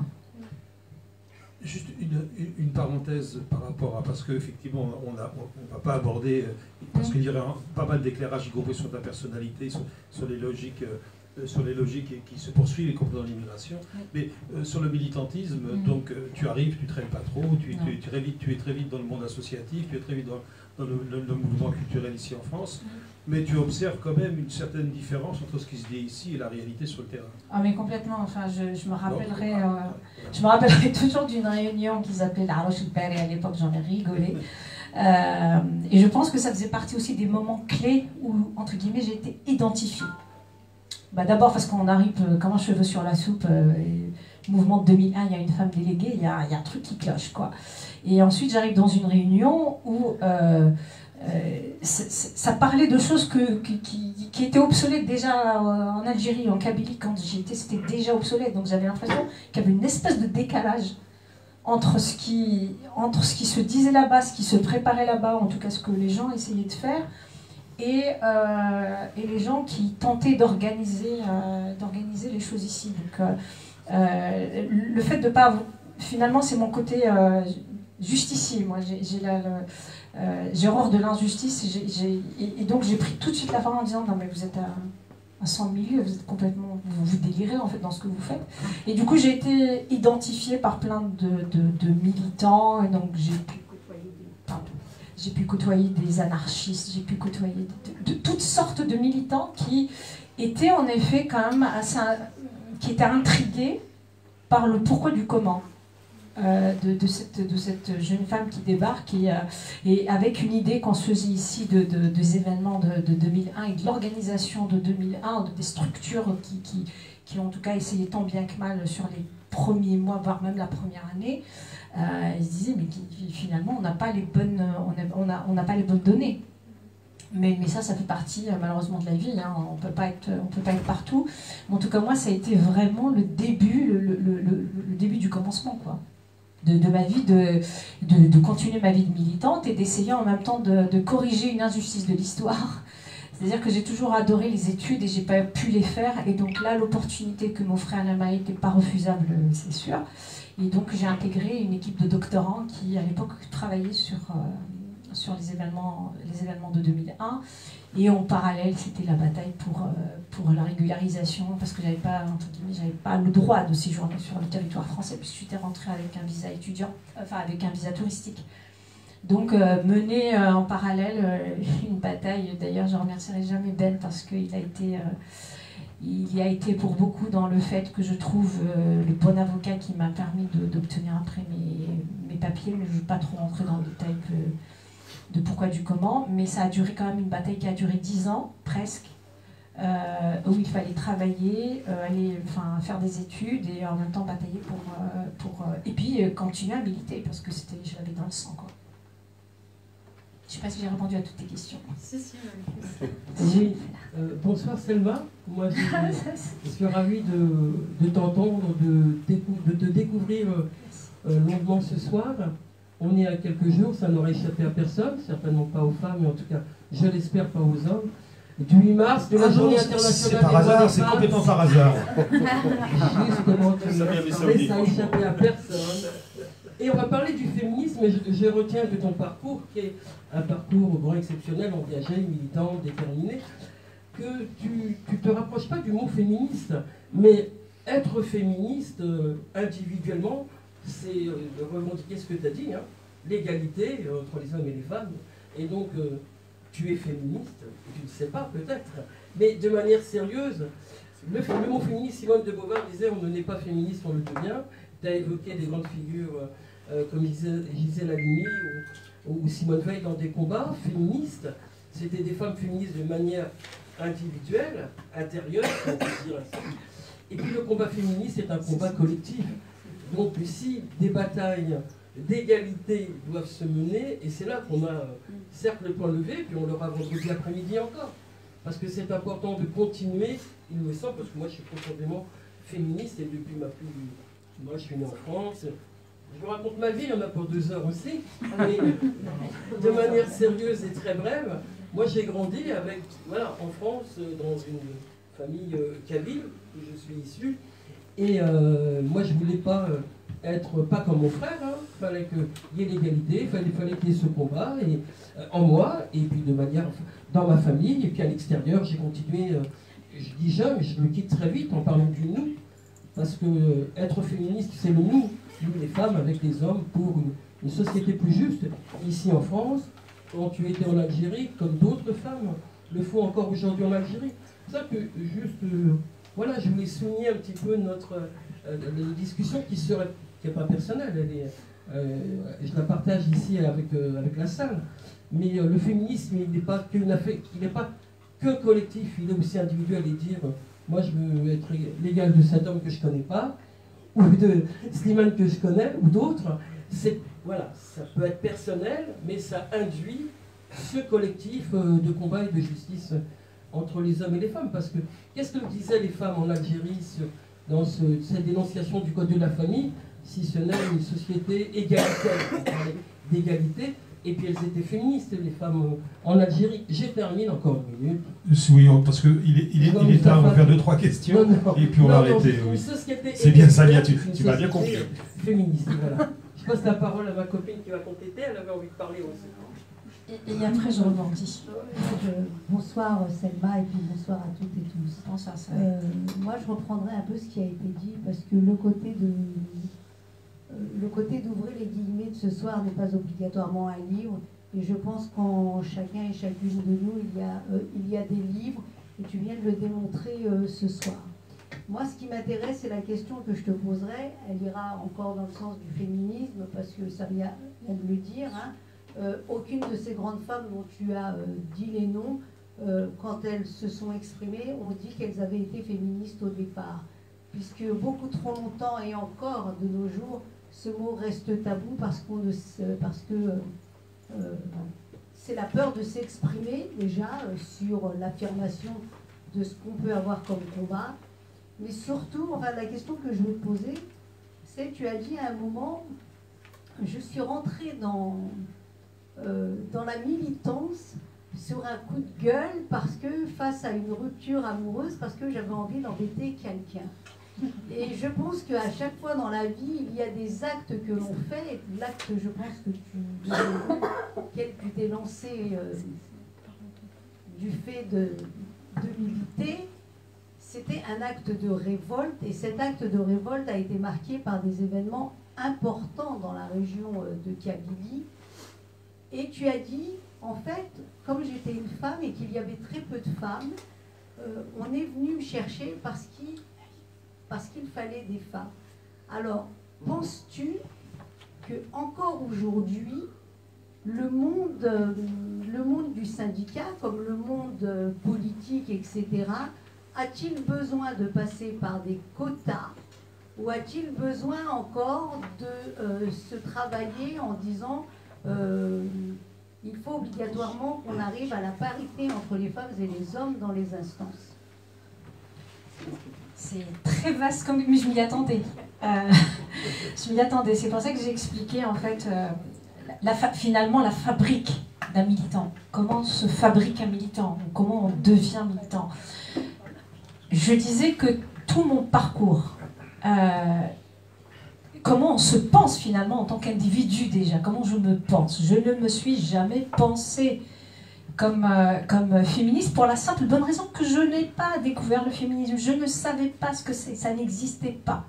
C'est pour ça que j'insiste sur le fait que j'étais dans un coin perdu au milieu de nulle part. Hein. Aujourd'hui, grâce à Google Earth, on peut voir réellement ça, mais on ne verra même pas Waka, tu vois, c'est déjà pas mal. Mais comment on se pense en tant qu'individu? Je ne me suis jamais pensée en tant que féministe. J'ai lu très récemment, enfin, je suis allée voir comment on appelle ça, la pièce de théâtre de Gisèle Halimi sur comment on devient féministe.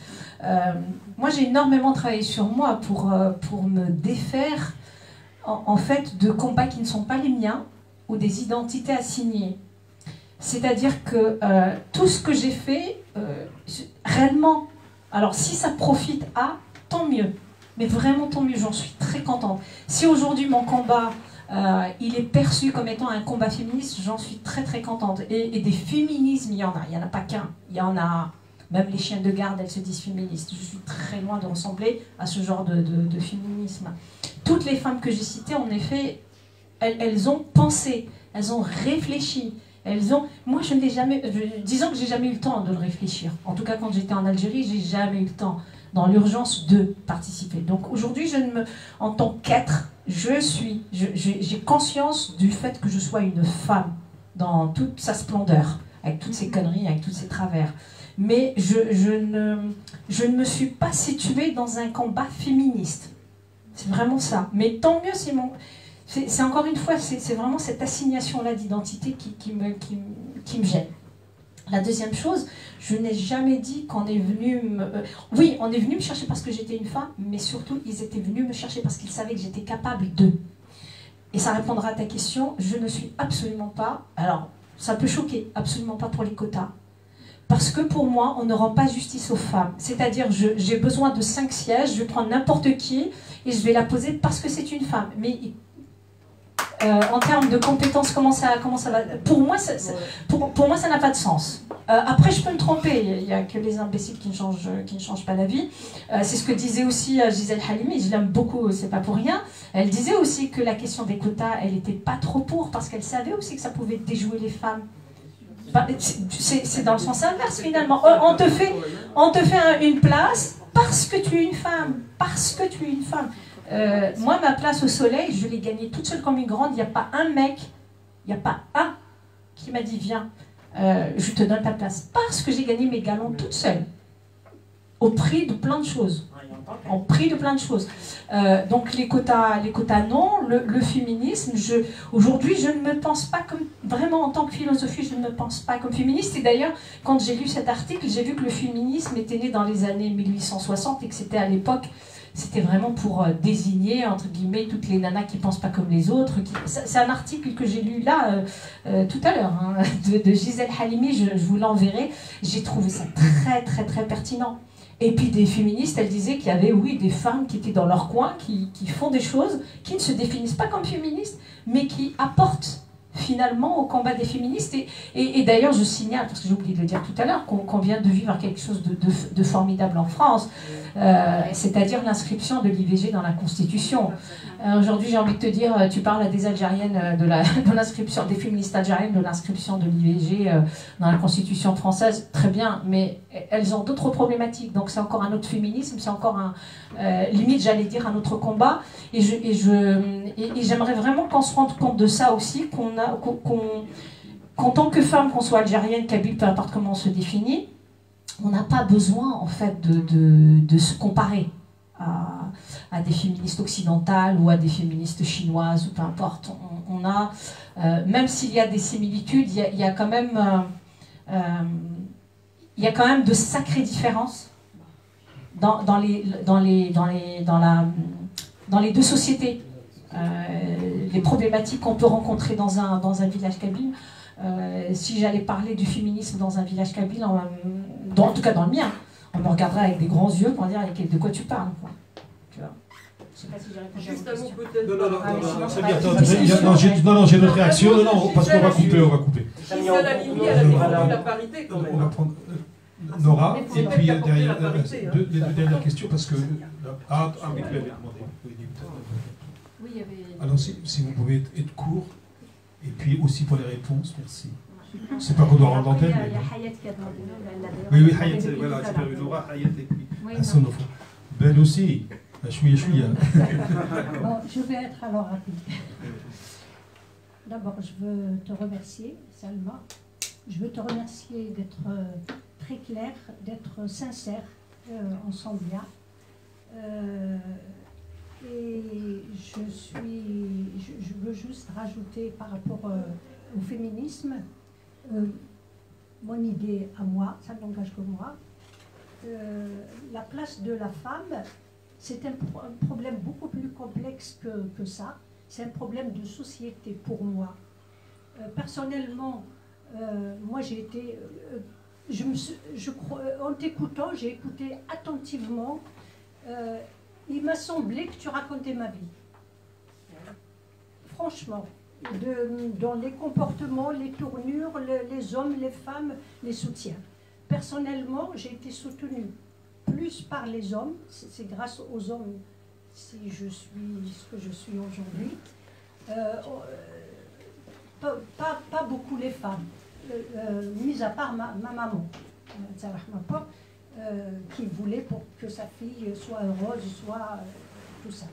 Donc voilà, c'est pour dire que ce soir, en t'écoutant, on se connaît depuis des années. Il y a une attirance réciproque, je crois, un respect, tu croyais en moi, je crois en toi, et sans qu'on ait à discuter profondément. Aujourd'hui, je te découvre. Et j'ai l'impression de rencontrer mon alter ego en toi. Et je te remercie et j'abrège pour que les autres parlent. Merci. Hayat, oui. Ben. Bonsoir à tous, mais bonsoir Salma.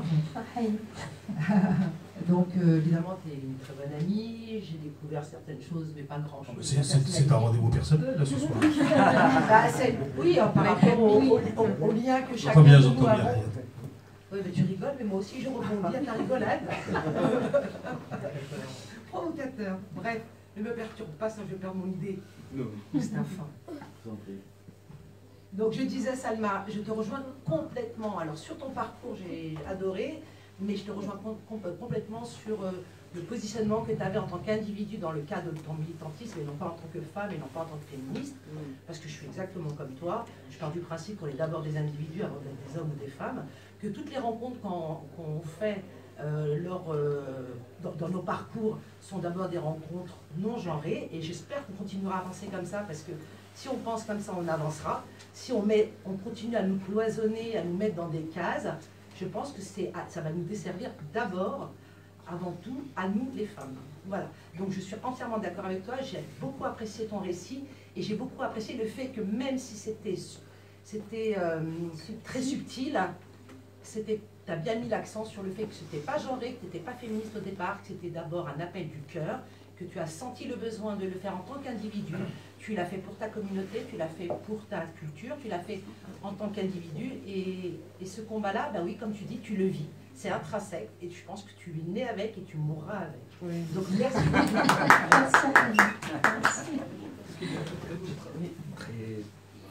Rapidement. Je suis désolé de faire la police. Ben moi, je suis ravie en fait d'être venue ce soir parce que je ne connaissais pas ce côté-là de femme qui a combattu depuis sa plus tendre enfance. Et oui, moi je te revois enfant, garçon manqué, qui marche, et qui, voilà, tout au long de son chemin, s'est retourné, a regardé sur les côtés et qui a combattu et défendu des causes. Et bravo, bravo, bravo pour tout ça. Et, merci beaucoup, Annabelle. Et, ouais, et c'est exceptionnel, c'est extraordinaire. Merci. Pour finir. Le dernier près du radiateur. Bon, moi je ne veux pas te remercier parce que je ne m'attendais pas moi de toi. D'abord. Merci. Pour le dernier point là que vous avez soulevé, le problème de parité, ça m'a fait penser tout de suite à Mitterrand qui avait nommé comment elle s'appelle, Edith Cresson comme Premier ministre, mais c'était plus comme ça, par paterne. Le féminisme à la noire, et qui finalement a fini par fermer les portes de responsabilité aux femmes. Depuis, il n'y a jamais eu de Premier ministre femme en France. Si. Elisabeth Borne. Ah ouais.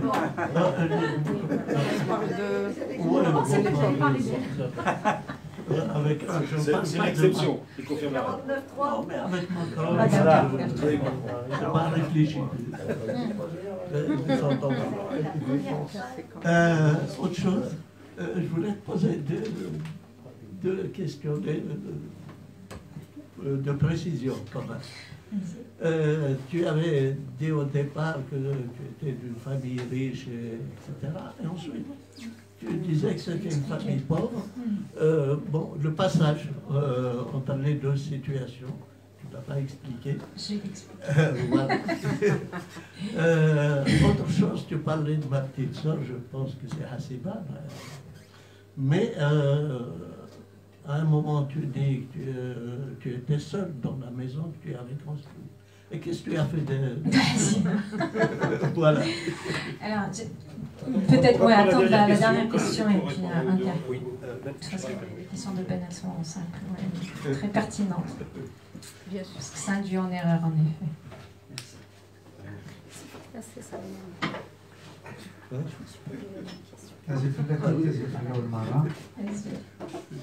Merci l'ACB et merci Mustapha pour cette belle soirée avec Selma. Moi, ma lecture de ton exposé, Selma, j'ai eu l'impression d'assister à un coaching avec Mustapha comme superviseur. Je savais pas. Et donc, tu t'es livré, de mon point de vue, de façon consciente ou inconsciente, ou les deux, à une auto-analyse. Et finalement, cette auto-analyse est une auto-analyse collective. C'est-à-dire, au fur et à mesure que tu parlais de toi, tu as utilisé des techniques régressives, puisque tu es remonté jusqu'à l'enfance, à la famille, et au rapport justement familiaux, ainsi de suite. Donc, on a toutes les techniques du coaching, et aucun discours idéologique. Et en même temps, j'ai lu aussi que finalement, on peut lutter de façon oblique, comme dirait Cathy Yassine, de façon oblique contre la domination masculine, plus dans les moments pratiquement de guerre, de déstabilisation de la société. Je pense à Karina, je pense à Mansouma, je pense à Hassiba Bouali, etc. Et tout ce qu'elles ont induit comme force dans leur société. Et finalement, tu as utilisé exactement la même chose, c'est-à-dire que tu as émergé, parce que même ton syndicat, c'est un syndicat plus d'opposition au pouvoir qu'un syndicat, on va dire, classique, dans les intérêts des travailleurs, etc. etc. Juste un changement de beaucoup plus de société. Et donc, je me pose cette question-là. La domination masculine peut se combattre uniquement, justement, dans des moments de soubresaut d'une société. Et je terminerai par dire que le deuxième aspect que j'ai retenu dans ton exposé, c'est que tu nous as livré un pan de l'histoire de l'Algérie contemporaine. Voilà, un grand merci à vous deux. Et puis voilà, c'est une réflexion, c'est-à-dire auto-analyse personnelle qui induit une auto-analyse collective, et puis un pan d'une histoire forte et cruelle, sanglante de notre Algérie contemporaine. Merci beaucoup. Merci infiniment. J'ai commencé par répondre à ta question, Ben, parce que oui, j'avais dit au départ de famille riche et famille pauvre, parce que il y a deux pans de la famille. Il y a ma famille maternelle, même si on est tous des boukirs. Donc c'est la même, enfin l'arrière-grand-père c'est le même. Mes deux grands-parents sont des frères. Jusque-là on est bon. Sauf qu'avec le temps, les familles, elles deviennent trop grandes pour rester au même endroit. Donc il y a une partie de ma famille, la famille maternelle, qui, on va dire, riche. Est-ce que c'est vraiment le terme? En tout cas à l'aise, même très à l'aise, avec des gens qui ont fait des études. Khalid a été mon prof de sport au lycée, j'en ai un qui était directeur, les autres sont des commerçants, bref. La partie de ma famille paternelle, dans laquelle je choisis de partir quand je quitte la France, est-elle pauvre? C'est la partie pauvre de la famille, mais quand je dis pauvre, vraiment pauvre, quoi. Amé, mon tonton, simple ouvrier, il était à la mairie, il creusait des trous, quoi. Il n'y avait rien. Tu manges le matin, je me rappelle que quand j'allais au lycée, c'est rationné le pain, tu manges un morceau comme ça et tu pars et tu reviens plus. La deuxième question que tu m'as posée, c'est par rapport à ma sœur. C'est toujours un choix aussi, parce que ma sœur, quand elle est arrivée en France, elle avait 9 ans, elle n'a pas supporté l'absence de sa mère parce qu'on lui a menti quand mes parents ont divorcé. La justice, normalement, c'est ma mère qui reprend les enfants parce qu'on est petits, mais la famille, on a décidé autrement. Donc, c'est comme ça qu'on avait dit, donc mon père, et c'est comme ça, à cette faveur-là, que je rencontre mon père pour la première fois, j'avais 12 ans et demi. Et je le rencontre pour qu'il nous ramène ici. Donc je suis venue vivre à 12 ans et demi en France, ma soeur avec moi, sauf qu'elle est repartie plus tôt, parce qu'elle n'a pas supporté, à 9 ans, elle n'a pas supporté l'absence de sa maman. Donc elle est repartie, mais elle a choisi d'aller chez ma mère. Et comme, pareil, on ne reste pas chez sa mère, parce que d'avoir la nitioran, donc il faut repartir dans la famille, et ben elle est partie chez mon oncle maternel, le plus âgé. Et moi, quand je suis retournée, j'ai choisi de partir chez mon oncle paternel. Donc pendant un certain temps, j'ai vécu toute seule dans cette maison.